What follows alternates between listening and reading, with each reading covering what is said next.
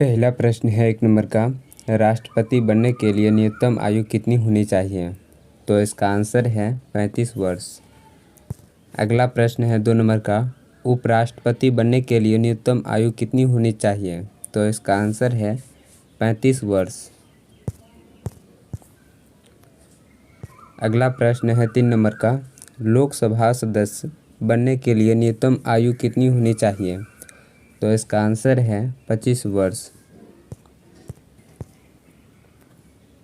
अगला प्रश्न है 4 नंबर का, राज्यसभा सदस्य बनने के लिए न्यूनतम आयु कितनी होनी चाहिए? तो इसका आंसर है 30 वर्ष। अगला प्रश्न है 5 नंबर का, विद्वान सभा सदस्य बनने के लिए न्यूनतम आयु कितनी होनी चाहिए? तो इसका आंसर है 25 वर्ष। अगला प्रश्न है 6 नंबर का, विद्वान परिषद का सदस्य बनने के लिए न्यूनतम आयु कितनी होनी चाहिए? तो इसका आंसर है 30 वर्ष। अगला प्रश्न है 7 नंबर का, राज्यपाल बनने के लिए न्यूनतम आयु कितनी होनी चाहिए? तो इसका आंसर है 35 वर्ष। अगला प्रश्न है 8 नंबर का,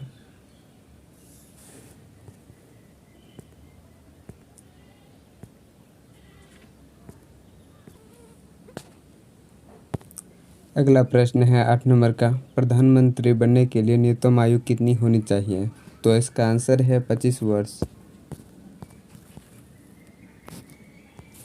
अगला प्रश्न है 9 नंबर का, मुख्यमंत्री बनने के लिए न्यूनतम आयु कितनी होनी चाहिए? तो इसका आंसर है 25 वर्ष।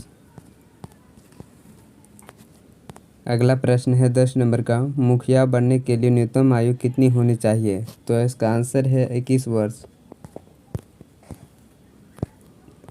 अगला प्रश्न है 11 नंबर का, सरपंच बनने के लिए न्यूनतम आयु कितनी होनी चाहिए? तो इसका आंसर है 21 वर्ष। वीडियो अच्छा लगा होगा तो लाइक और शेयर ज़रूर करें और साथ में चैनल को सब्सक्राइब भी कर लें ताकि नए नए वीडियो आप तक पहुँचे, और वीडियो को अपने फ्रेंड्स सबके पास शेयर करना ना भूलें। तो चलिए मिलते हैं अगले वीडियो में। पहला प्रश्न है 1 नंबर का, मौलिक अधिकार कितने हैं? तो इसका आंसर है 6।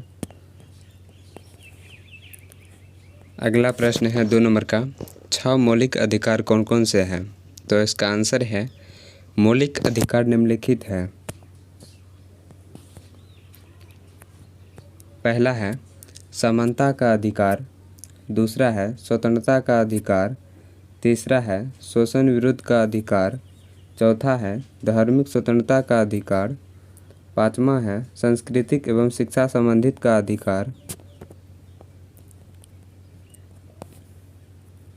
अगला है 6 का, संवैधानिक उपचारों का अधिकार। अगला प्रश्न है 3 नंबर का, समानता का अधिकार किस आर्टिकल में है? तो इसका आंसर है आर्टिकल 14 से 18 में। अगला प्रश्न है 4 नंबर का, मौलिक अधिकारों को संविधान में शामिल करने का कारण है? तो इसका आंसर है, मौलिक अधिकार नागरिक को सरकार के विरुद्ध स्वतंत्रता और सुरक्षा प्रदान करती है। अगला प्रश्न है 5 नंबर का, मौलिक अधिकार किस देश से लिया गया है? तो इसका आंसर है ब्रिटेन से। अगला प्रश्न है 6 नंबर का, सर्वाधिक महत्वपूर्ण मौलिक अधिकार कौन सा है?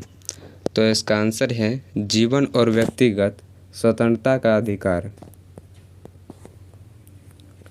अगला प्रश्न है 7 नंबर का, भारतीय संविधान के किस भाग में मौलिक अधिकार का वर्णन है? तो इसका आंसर है भाग 3 में। अगला प्रश्न है 8 नंबर का, मौलिक अधिकारों का प्रमुख उद्देश्य क्या है? तो इसका आंसर है न्यायपालिका की स्वतंत्रता को सुनिश्चित करना।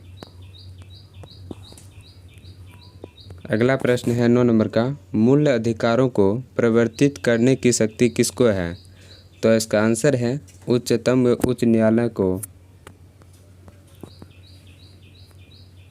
अगला प्रश्न है, D.R. अम्बेडकर ने भारतीय संविधान के किस भाग को सर्वाधिक आलंकित भाग कहा है? तो इसका आंसर है भाग 3 को। अगला प्रश्न है 11 नंबर का, भारतीय संविधान द्वारा भारतीय नागरिकों को कुल कितने मौलिक अधिकार दिए गए थे? तो इसका आंसर है 7। अगला प्रश्न है 12 नंबर का, वर्तमान में भारतीयों को कितने मौलिक अधिकार प्राप्त है? तो इसका आंसर है 6। अगला प्रश्न है 13 नंबर का, मौलिक अधिकारों का निबंधन कौन कर सकता है? तो इसका आंसर है राष्ट्रपति। अगला प्रश्न है 14 नंबर का, मौलिक अधिकारों के बारे में सुनवाई करने का अधिकार किसे है? तो इसका आंसर है सर्वोच्च न्यायालय को। अगला प्रश्न है 15 नंबर का, भारतीय संविधान में उद्घोषित मौलिक अधिकारों से संशोधन किसके द्वारा किया जा सकता है? तो इसका आंसर है संसद द्वारा। अगला प्रश्न है 16 नंबर का, मूल अधिकारों का संरक्षक किसे माना गया है? तो इसका आंसर है उच्चतम न्यायालय को।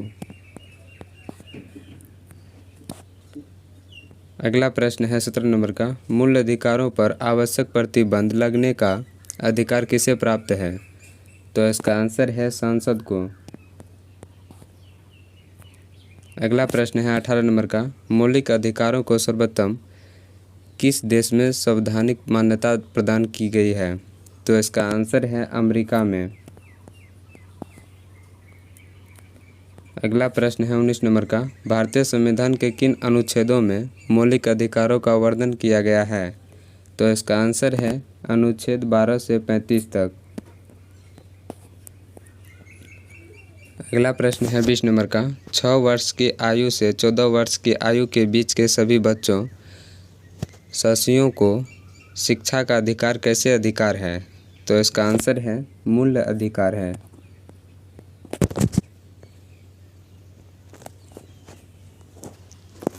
अगला प्रश्न है 21 नंबर का, भारतीय संविधान में संशोधन करके शिक्षा का अधिकार कब जोड़ा गया? तो इसका आंसर है 1 अप्रैल 2010 को। अगला प्रश्न है 22 नंबर का, कौन सा एक मानव अधिकार भारतीय संविधान के अंतर्गत मौलिक अधिकार भी है? तो इसका आंसर है शिक्षा का अधिकार।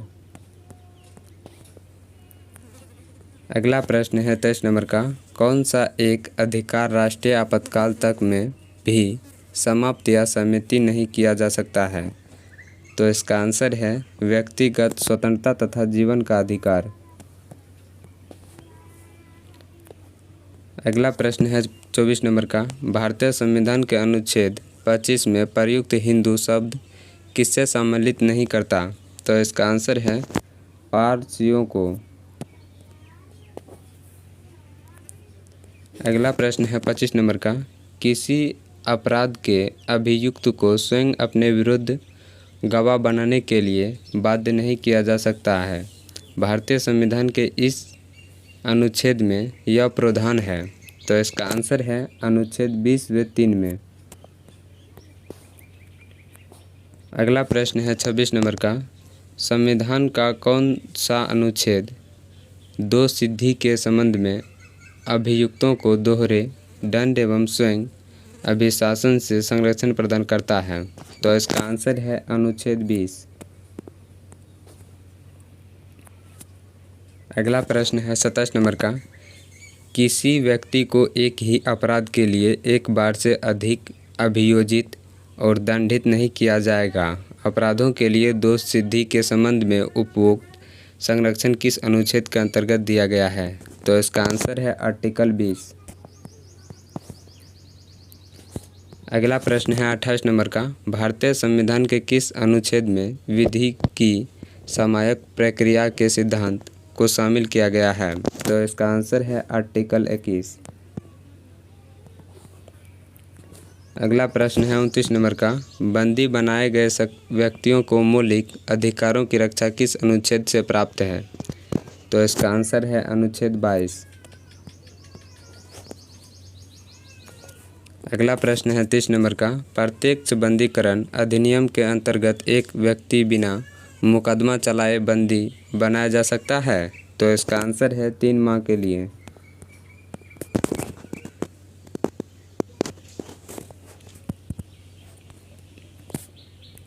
अगला प्रश्न है 31 नंबर का, निम्नलिखित में किसे एक प्रलेख को किसी व्यक्ति की स्वतंत्रता का महानतम रक्षक माना जाता है? तो इसका आंसर है बंदी प्रत्यक्षकरण को।